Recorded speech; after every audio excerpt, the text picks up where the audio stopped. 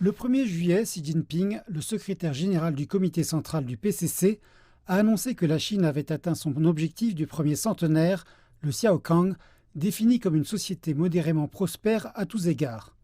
Xi Jinping a déclaré : cela signifie que nous avons apporté une résolution historique au problème de la pauvreté absolue en Chine et que nous avançons maintenant à pas assurés vers l'objectif du deuxième centenaire, qui est de faire de la Chine un grand pays socialiste moderne à tous les égards. La prospérité modérée se mesure à des aspects tels que l'économie, la démocratie, la science, l'éducation, la culture, la société et la vie des gens. L'année dernière, malgré la Covid-19, le PIB de la Chine a dépassé les 100 000 milliards de yuans, environ 15 450 milliards de dollars. Le revenu disponible par habitant a quant à lui dépassé les 30 000 yuans, environ 4 917 dollars.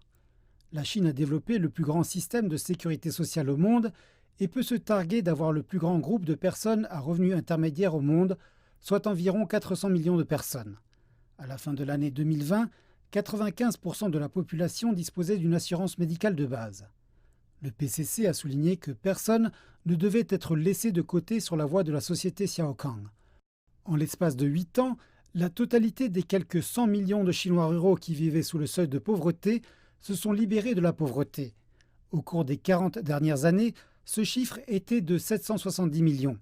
À la fin de 2020, la Chine avait éliminé la pauvreté absolue, atteignant ainsi l'objectif du programme de développement durable des Nations Unies pour 2030, soit 10 ans en avance sur le calendrier.